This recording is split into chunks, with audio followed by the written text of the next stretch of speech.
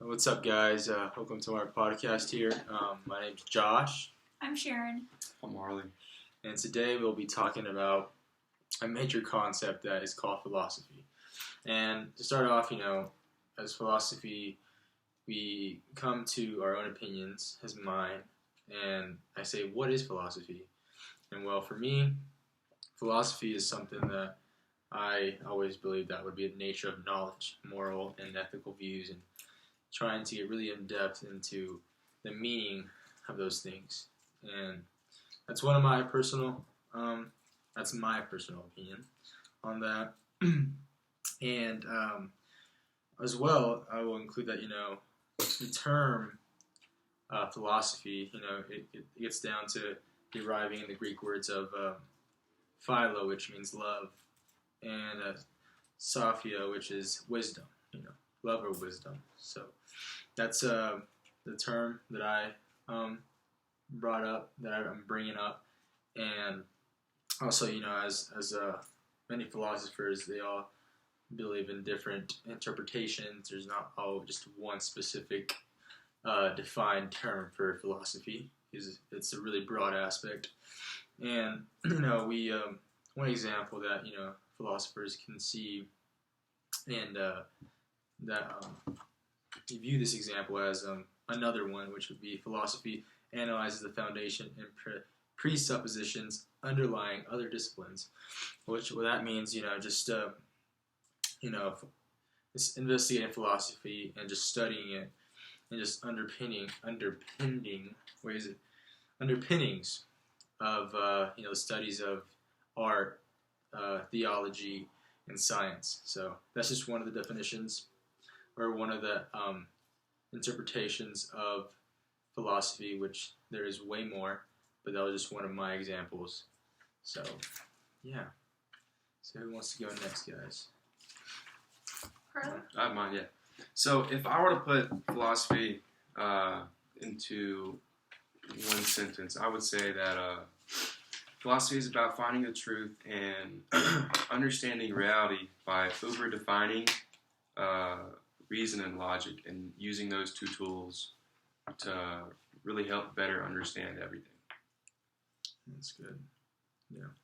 And I think philosophy is the quest of trying to understand the nature behind things. It can be the most fundamental things in our life, like why do we breathe, why do we live, death, everything. It's like what makes us human. Trying to find a truth behind it, and knowing that there are people who have found their own different truths based on different interpretations or different drives and motivations.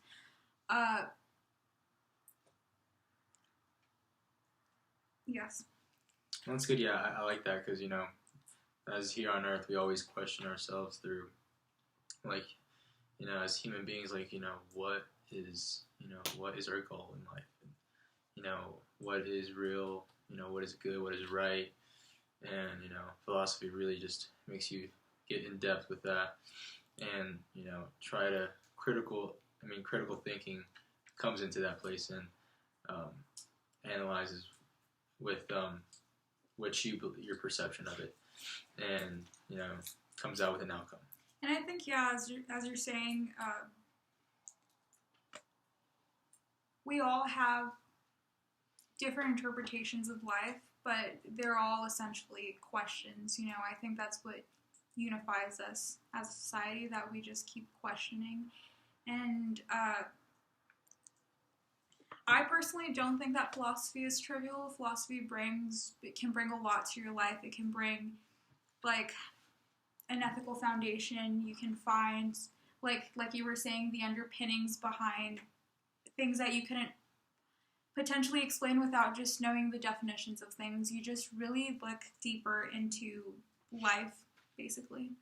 Yeah, and I think just a good thing about philosophy just makes you really have a really big thought process on things, and it makes you think way bigger than, how you usually think. And it just makes you realize a lot of more aspects of not just your own, but many. So I think that's really good. I think we're good to ask the actual question of the MSD. Okay. No, I know it. I was just getting to that, Okay, Marley. sorry, my bad. I'm sorry. But so now that we gave our aspects of philosophy and our personal views, we're gonna dive into our question, which is gonna be most of our podcast. And that question is: could police reform be considered a form of reparation to society if we applied virtue ethics and utilitarianism to it? So, police reform has been a really big deal throughout our society in the U.S. And it started off with COVID, and then a couple months later with BLM, as we see it, and it has been and will keep going to be a big deal here with us in the U.S. And it's we chose this topic because it was really interesting, and we all found different aspects to bring in information about it. So, with that being said, we dive into let's see here, guys. We dive into this course. Sorry about that. Okay. So, does anyone else want to add anything to that? Yes, I'd like to ask you guys again. Do you guys want to face each other a little bit so we're kind of Yeah, having a conversation? 100%. Okay. Yeah, just Yes. face a little. All right. I want to see your face. Let's just face drop a little bit. Yeah, not that much. Okay, so Wait, what? I need you. Facing each other? No, Yeah. just see it look like. we can, yeah, There we go. there you go. Just a little bit. So Yeah. when you're talking, I would say when we're we can cut this out. Mhm. We should just look towards each other instead of the camera. So it's Yeah, I have no clue how to do that, so don't ask me. I don't even know if you can cut it, but anyways, we're gonna dive back into that. So who has the question? So for this group project, I'd like to point out that we all kind of looked at different aspects of police reform, and we can all talk about that a little bit. My concern with police reform has to do with reparations. So the actual question, as we mentioned, could it be a form of reparation to society? When we think of reparations, we usually think of monetary contributions to the African American community, at least within America. But in this forum, we would be looking at reparations in terms of guarantees of non-repetition, which to me that signifies to get a little bit political, defunding the police, or using some of those resources to fund social workers or psychiatrists or other aspects within the police force, instead of making police officers carry that much responsibility within them, because I think sometimes we focus a little bit too much on whether they're good or bad people, which is something we will be talking about. But then again, we also have to think about the pressure that they are going through as individuals, having to deal with these many issues. Whenever someone calls 911, it could be anything from, the typical "my cat is in a tree" to domestic dispute, or even police shootings. Yeah. And I really like the aspect of using reparations towards the community by way of adjusting and really bettering the police force. Right. Kind of all around. And how would you say we could do that?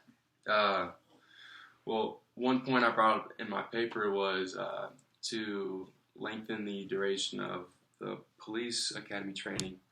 It's currently at 6 months. I'm not going to say that it needs to be a 4-year program, but I would say it's equal to a trade school, so 2-year program. And within those 6 months, did you get a gist of what goes on? Yeah, so they already do have a system for judging character and kind of weeding out people you can just kind of tell aren't as morally aware, or maybe just better people overall, that you just gotta weed the bad ones out that are obviously bad. Earlier you were talking about psychological evaluations. Is that a part of the 6-month program? Yeah, but I mean it's pretty basic. It's not It's crazy in depth. You are a psychopath, you aren't, yeah, because they can obviously ask if they are a psychopath. Yeah, to include that, they do that, which is called a psychological screening, which it's aiming to evaluate to make sure that you are ready to be ready to face those challenges out there in your job, and we just have to. Yeah, it's not recording. What is going on? My phone.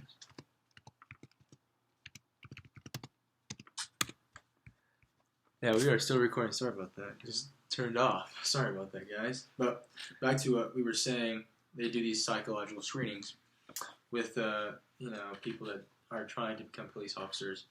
That they want you to be ready to be out there and for any conflict as well. And these psychological screenings, do you know if they were targeting towards like whether they had mental illnesses or biases within their character? They were just mental illness ones. Just making sure you're not like a schizophrenic person. And within the idea of police reform that you were talking about earlier, you mentioned that maybe like changing the length or like the depth of training duration. Yeah, during those additional, I think it is 18 months. It would mainly be based around furthering your philosophical knowledge, because I feel that once you have a background in philosophy, you have a better understanding of right and wrong, and your values and your morality overall is a lot more in depth and just deeper in like its roots.